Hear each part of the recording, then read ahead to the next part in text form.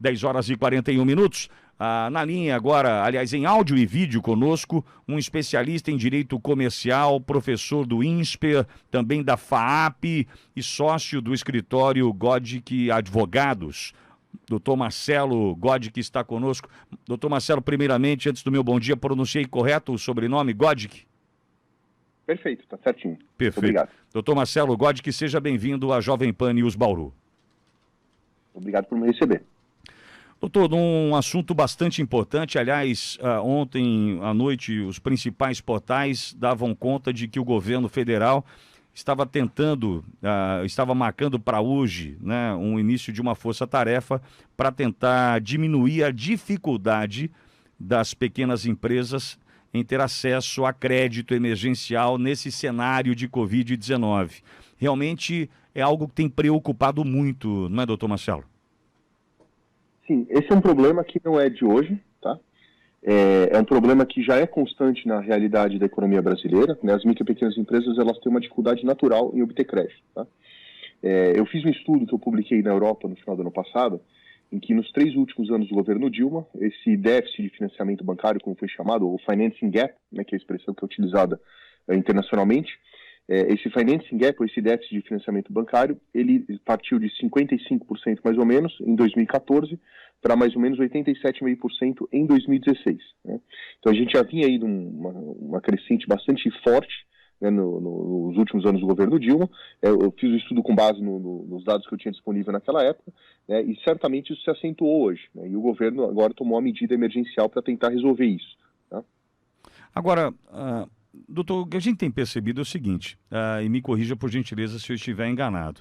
Muitas empresas que estão fechando suas portas agora com 60 dias de Covid, elas já vinham apresentando dificuldades. Era um paciente que já vinha com comorbidades, usando os termos da Covid-19, era uma empresa que já tinha comorbidades, problemas de caixa, problemas estruturais e que foram agravados com a chegada da pandemia.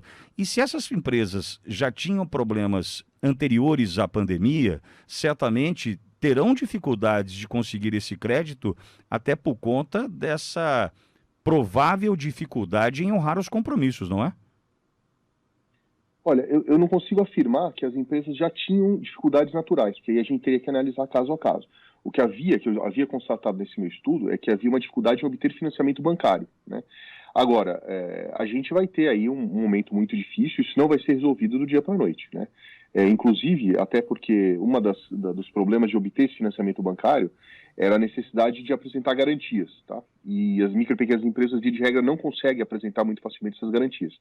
E o programa que a gente tem hoje, ele exige garantias, ou pelo menos ele permite que a instituição financeira concedente do crédito exija garantias e que muitas vezes essas garantias não existem, entendeu? Certo. Doutor, talvez eu não tenha sido claro. O que eu tentei dizer foi o seguinte, empresas que estão agora à beira da falência, com 60 dias de Covid, provavelmente já tinham problemas, estavam com problemas de caixa, estruturais, provavelmente já vinham enfrentando dificuldades, inclusive a pré-pandemia, de conseguir esses financiamentos, como o senhor já apontou através desse estudo. E a pandemia veio simplesmente para sacramentar essa dificuldade ou até a falência de muitas delas. Não sei se fui claro, doutor. Olha, eu particularmente acho um pouco difícil a gente conseguir afirmar que elas já estavam estruturalmente com problemas, tá? A micro e pequena empresa, ela tem dificuldade no mundo inteiro, né, inclusive no Brasil. Pode ser que realmente muitas dessas, elas simplesmente foram empurradas, elas estavam na frente do abismo e foram simplesmente empurradas ali e não vai ter retorno, né?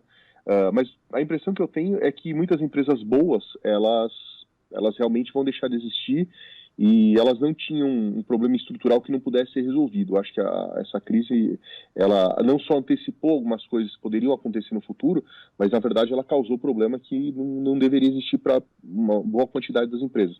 Mas a gente vai ter que olhar caso a caso. Tá? Doutor, a avaliação do senhor com relação aos movimentos do governo federal em tentar salvar essas empresas, do governo estadual, idem, o senhor entende que são movimentos que estão realmente alinhados com essa necessidade momentânea, pontual?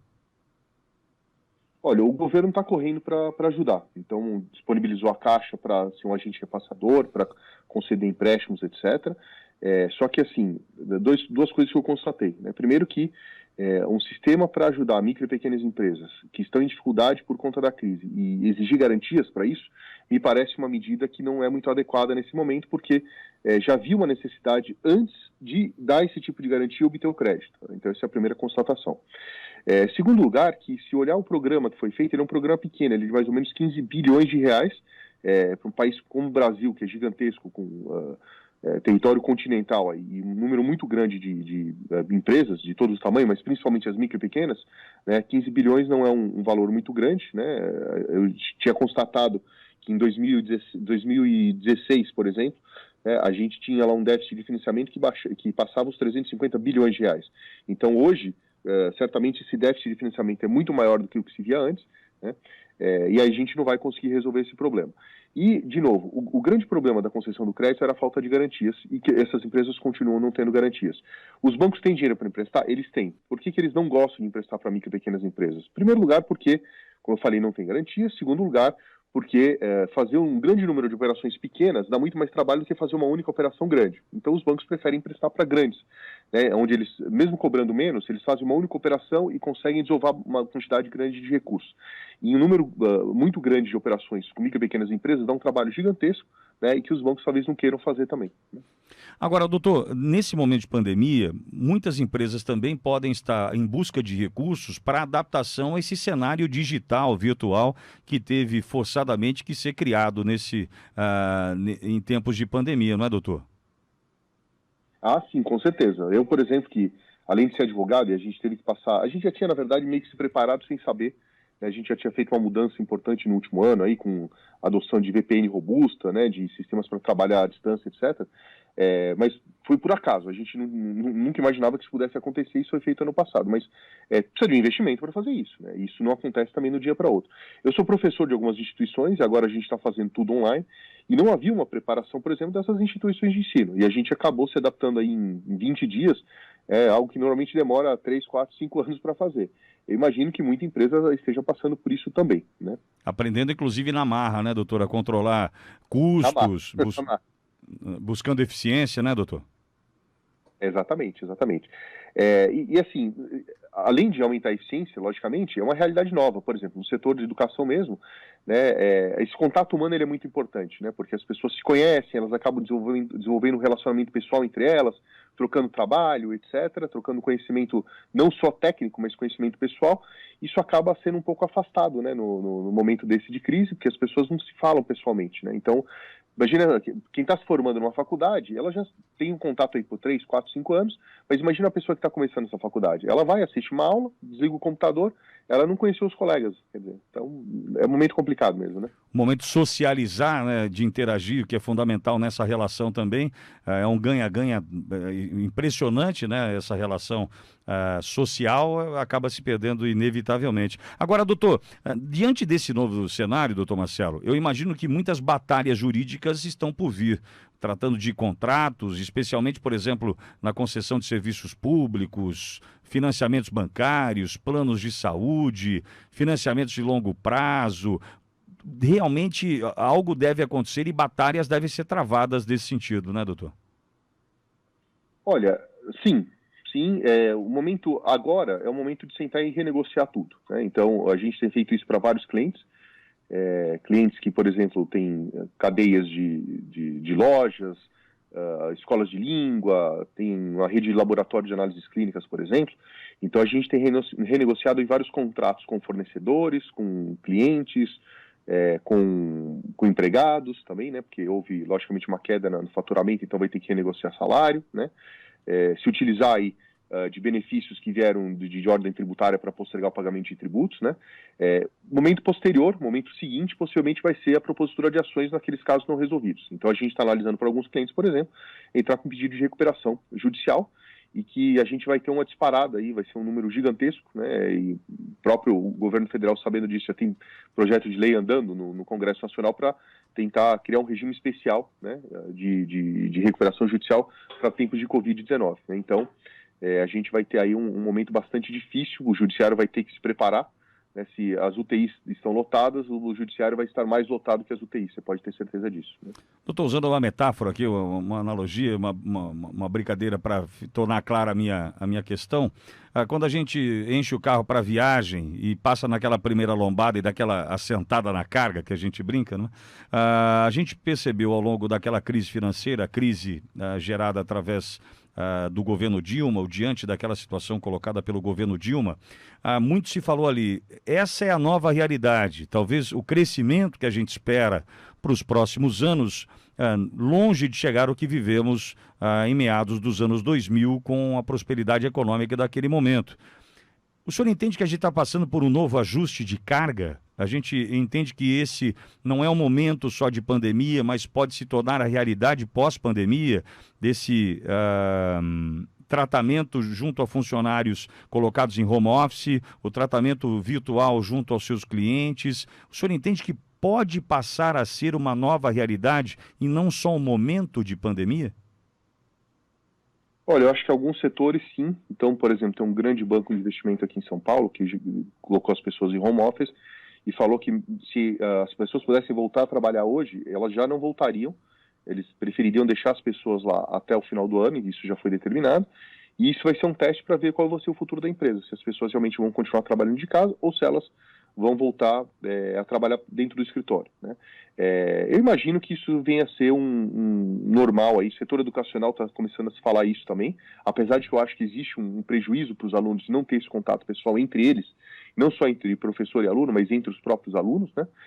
Mas a impressão que eu tenho é que nós teremos aí uma nova realidade, né? A gente tem uma internacionalização das atividades econômicas de todas as empresas, então já vi uma tendência a se usar Skype, usar Zoom, usar Teams para fazer essas reuniões virtuais, né, até em detrimento de viagens internacionais. O que a gente viu é que isso agora é acelerado. Agora, a gente até falou aqui, eu e você, né? Isso vai acontecer na marra de qualquer jeito, então a impressão que eu tenho é que algumas coisas virão ou vieram para ficar mesmo, tá? E as empresas vão ter que se adaptar a essa nova realidade, não tem muita escolha, não. E essas empresas, doutor, que ainda buscam esse crédito emergencial, qual é o caminho que o senhor orienta? Qual é existe um pulo do gato para tentar encurtar esse caminho e colocar a mão nesse crédito emergencial para essas empresas? Olha, o pulo do gato é tentar falar com o seu gerente de relacionamento, porque todos os bancos estão autorizados a entrar nesse regime do chamado Pronamp, né, desse programa que foi criado aí por uma lei que foi editada faz 2, 3 dias. Então, entrar em contato com o seu gerente de relacionamento, com a sua instituição financeira, e falar, olha, eu quero levantar recursos aí por meio desse programa, não deixe lá para frente, porque se for deixar, os recursos vão acabar rapidamente. São mais ou menos 15 bilhões de reais, então isso não vai ser um refresco muito grande, né? E aí já pensar nas garantias que eles vão dar, porque os bancos vão poder exigir esse tipo de garantia, infelizmente, tá? Uma outra coisa que tem que levar em consideração é que eles não vão poder demitir se eles tomarem dinheiro nesse programa, eles não vão poder demitir, ou pelo menos ter um número menor de funcionários do que tinham antes de fazer a contratação. Então, se eles tiverem que demitir alguém, ou vão ter que fazer antes, ou vão ter que segurar para demitir depois, né? Então, isso é um lado negativo desse programa, né? E uma outra coisa para se pensar é que essas empresas que tomarem recursos não vão poder distribuir lucro para o sócio. Então, aquele sócio cuja remuneração seja basicamente a distribuição de lucros, eles não vão poder ter essa distribuição, senão a dívida vai se vencer antecipadamente. Então tem que tomar um pouco de cuidado, é um lado também negativo da lei que foi aprovada, na minha opinião. E assim, então, duas coisas que eu vejo ver as garantias que eles vão poder fornecer nesse momento, em primeiro lugar, e segundo, na verdade, concomitantemente, já entrar em contato com o seu banco e falar, eu quero entrar nesse programa e não deixe para depois, porque o dinheiro vai acabar rapidamente. Perfeito. Doutor Marcelo Godke, especialista em Direito Comercial, professor do INSPER e da FAAP e sócio do escritório Godke Advogados, conversou conosco. Doutor Marcelo, muito obrigado pela atenção. Nós vamos agora, doutor, até peço desculpas pela brevidade da conversa, o presidente Jair Bolsonaro está em rede nacional e nós vamos ouvir. Obrigado, doutor. Muito obrigado. Um grande abraço. Obrigado, bom dia. 10h55.